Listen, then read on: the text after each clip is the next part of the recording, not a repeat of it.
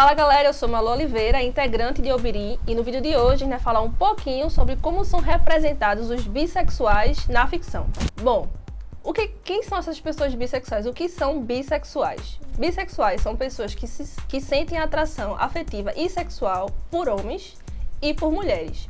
Atualmente, esse termo não é tão binário assim, então homens, mulheres e todos os tipos de gêneros, ou pessoas que não têm gênero também entram nessa categoria de afetividade dos bissexuais. Existem outras categorias que se correlacionam com essa sexualidade, que são os pansexuais, que não me compete fazer essa discussão aqui, mas que todos encaixam nessa forma não monossexual de ver as coisas. Então, homens, mulheres e todo mundo que está aí no meio também nesse espectro. Dia 23 de setembro é o dia da visibilidade bissexual. Ela existe desde 1999 para celebrar e visibilizar a diversidade bissexual. E ela existe também dentro da ficção. Mas será que ela é mostrada da maneira certa? Bom, a maior parte dos personagens bissexuais, eles não são assumidamente bis na ficção.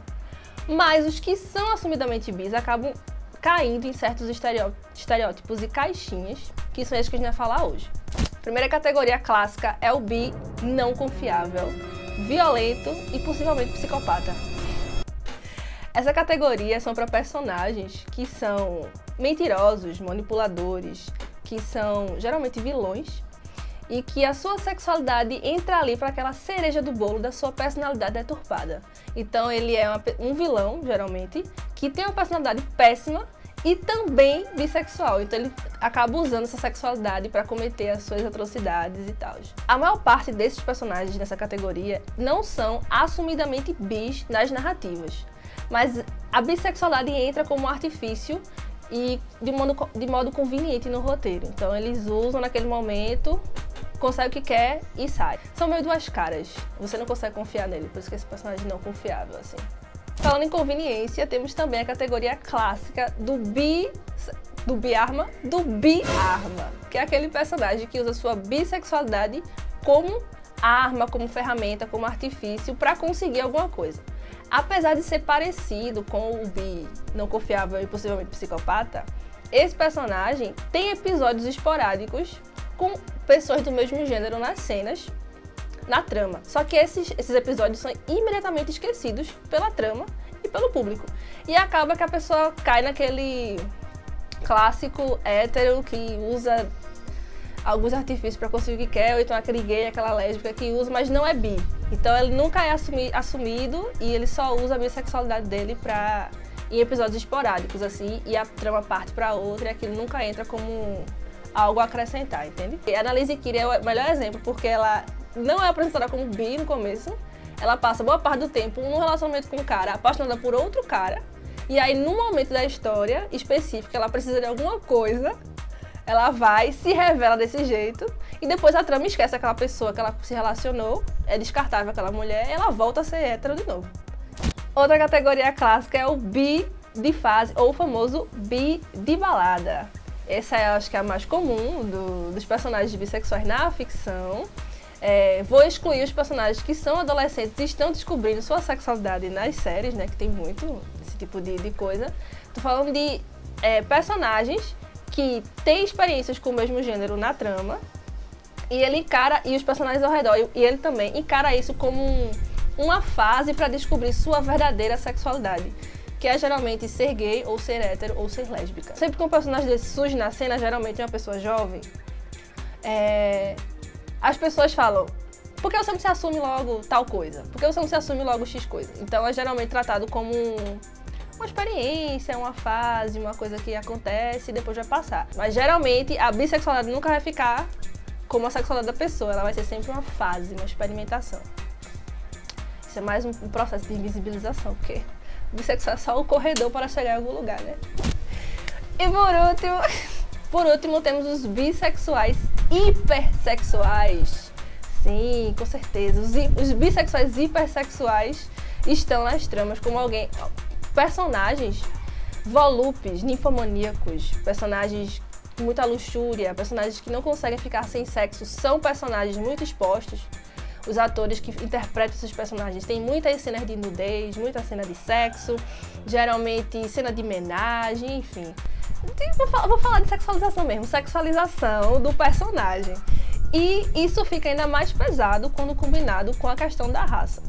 Então, mulheres negras não retintas, que é aquele padrão mulata de ser, já são hipersexualizadas. E quando você coloca o fator bissexual, é tipo de hipersexualização. Então, são mulheres que não é aquela mulher pra casar, por exemplo. Nunca serão, principalmente se for bissexual, porque ela é aquela pessoa louca por sexo, hipersexual, e provavelmente vai trair você com alguém, porque ela vai sentir falta do gênero que não é o seu, porque sempre tá ali naquela bolinha do estereótipo de bissexuais. Existe uma diferença entre como são retratados as mulheres bissexuais e os homens bissexuais na ficção. Mulheres bissexuais, por causa de uma cultura misógina, né? E tóxica, elas tendem a ser, vou falar mais aceita, mas não é legal, tá? Mais aceitas ou retratadas de maneira mais esteticamente aprazível, exóticas, interessantes de se ver, né? Então sempre existe aquela tentativa de colocar duas mulheres e um cara e tal, por causa dessa cultura misógina. Inclusive, são a maioria dos personagens, homens bissexuais, eles são mais invisibilizados na ficção. Geralmente, as pessoas ao redor tendem a ficar hesitantes de ter uma relação, com medo, com um certo desdém também. Se for um cara branco, ele geralmente tem aquele lugar do você está experimentando até chegar na sua verdadeira sexualidade. Se for um cara negro, ele é completamente bloqueado de explorar essa sexualidade. Então, se tem aquela dúvida se ele é um homem suficiente, se ele não vai ser gay e tal, essa tentativa de bloqueio também dele explorar essa sexualidade, porque bissexualidade não é uma coisa que pessoas negras possam explorar, só pessoa branca. Funny, kind of had a sexual experience like yours. What do you mean? I messed around with a guy before.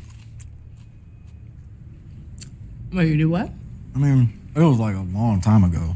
My friend and I were at this party in New York, both super drunk, went back to his place, and, you know, just kind of happened. What kind of happened? He went down on me. Oh, so you're like bi? You can't keep dating him. He's gay. Because that totally makes him gay, right? Why can't black men explore their sexuality without being labeled gay or bi or whatever? Because I want my man to be a man. Eu tenho visto uma corrente de novos personagens entrando em séries, majoritariamente em séries de streaming, né?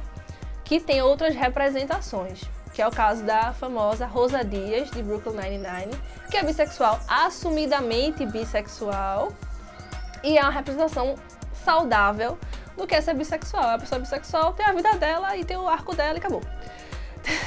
Tem também a Eleanor, de The Good Place, que é bissexual, tem suas questões e só. E também não cai nenhum desses estereótipos que a gente falou anteriormente. E muitos outros personagens que a gente vê que tá tendo uma evolução na forma como os bissexuais são representados na ficção como uma outra sexualidade, como qualquer outra, né? Como as pessoas têm suas questões, vão na padaria, trabalham, pagam imposto e são bissexuais. Não tem nada de errado nisso, nada de exótico nisso. São só pessoas vivendo suas vidas.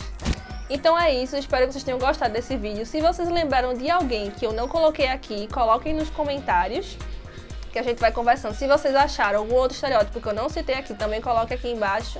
Curtam esse vídeo e sigam o Obirim para mais conteúdos como esse.